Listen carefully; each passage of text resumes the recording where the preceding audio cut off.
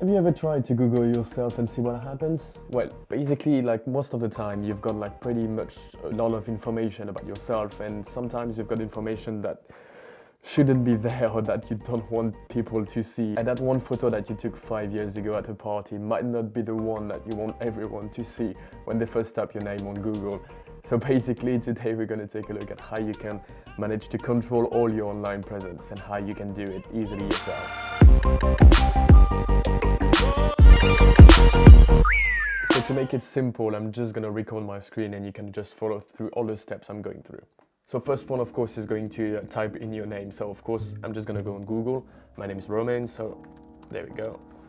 Yeah, that's my full name, yeah. So this is the page that everyone is going to see when they are typing your name online. So basically what you want to have is kind of a clean thing, because obviously you don't have weird pictures of you or weird websites and articles about you coming up when you're typing your name. So first one, as you can see for myself, I've got my LinkedIn profile, which is in Content Manager at Job Squad. That's me. Then you've got my website, so I'm going to talk about that later. Then you've got my Facebook profile. Then I have images search, and also another Facebook, which is actually Messenger.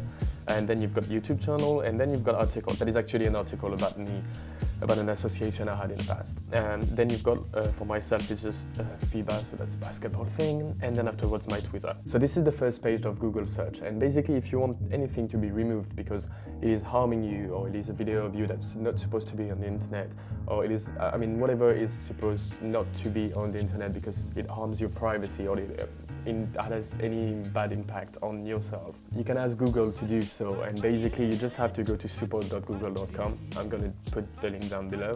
So you just have to tell Google which content you want to be removed because it harms yourself, your privacy and stuff. And then you just need to wait for Google to do its work, and then after a few days you're going to receive another email telling you that okay, it has been deleted.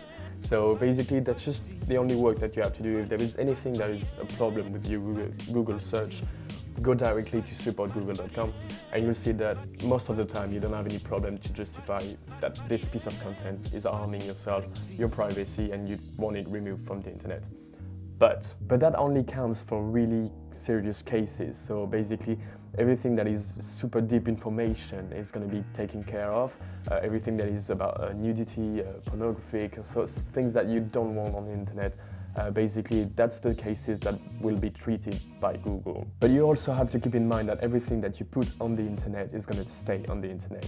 At the moment you press upload, basically it's going to stay forever because that's just backlinks and stuff, so it's never going to go off the internet except for really serious ground. So you can't really control everything, but you can actually control what Google is searching and telling about you by adding things yourself. I'm going to show you how.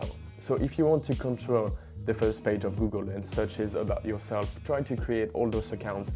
Even if you don't really go on them, you actually have a name on there, and that allows you to have a bit more control on what Google is actually saying about yourself. And as nobody ever goes to page 2 of Google, you're pretty safe with that. And so the really quick tip that you can take about that is also create a website with your name on it. And so basically it doesn't cost that much because you can buy a domain for like less than 20 euros. And basically after that you can create a website which just, even if it's just a picture of yourself with your name or whatever you want to display on it, you actually have a website with your full name, and nobody is going to take your name to create actually another brand or create something that you don't want them to create.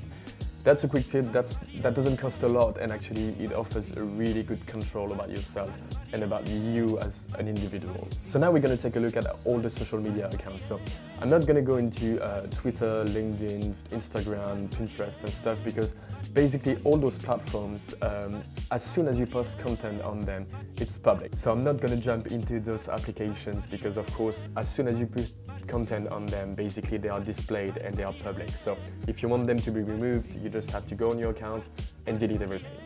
That's simple. But there is one that is actually a bit different, which is Facebook, and we're going to take a look at that right now. So as you can see, here is my Facebook profile, and anything that you see on that is actually from myself. The first thing that you want to check is actually go right there on the right and say view as. And that allows you to see what everyone can see on your Facebook profile.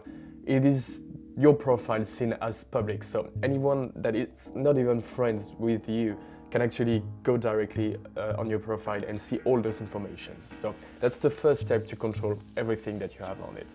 So if I go down my timeline, you can see there's profile pictures, friends, everything, cover photos. And so basically you can see that there is not a lot of information because I've been paying attention to that and I don't want Facebook to display a lot of information about myself.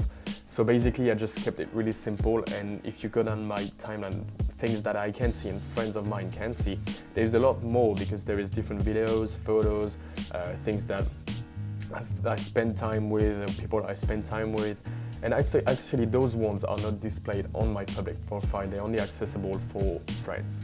And I'm going to show you how you can change all those parameters. So basically what you want to do is actually go right there in the corner and go to settings. So as you can see, when you go on your settings, there is a lot of information about your Facebook profile. And then you can see that you have the tab called privacy. And that's the one that is really interesting to us.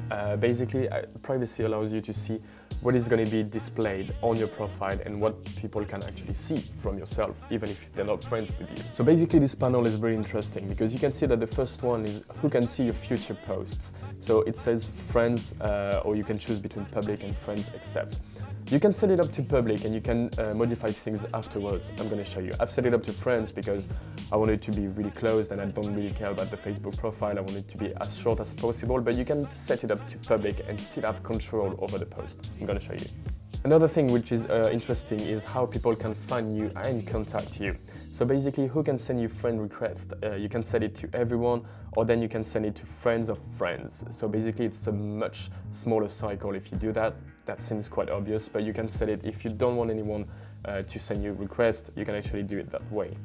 Who can see your friends list? You can set it up to public, friends, friend accept. It really depends on who you want to display. If you have friends that you want to hide, that's actually the good moment to change it. So one that is really interesting here, and when I told you that you needed to create accounts about yourself to enhance your Google searches, is basically that one. Do you want search engines outside of Facebook to link to your profile? And this one is actually a good one because that allows Google to actually share your Facebook profile. And if you set it up yourself, you don't have anything to fear. It's just Google sharing your Facebook profile on the Google searches when you are typing your name. Everything's cool. So then you go to the second one, which is called timeline and tagging. So basically, that's the one when I talk to you about the privacy and that you can set it up to friends or public on your future posts. If you actually selected public, you can still have a little bit of control with this tab. So this tab allows you to control who is tagging you in posts and who is actually posting on your wall directly. So you can see that you can choose between who can post on your timeline. So basically, if you go to edit, you can have friends or only me. So if you don't want anyone to post on your timeline, you can actually select only me.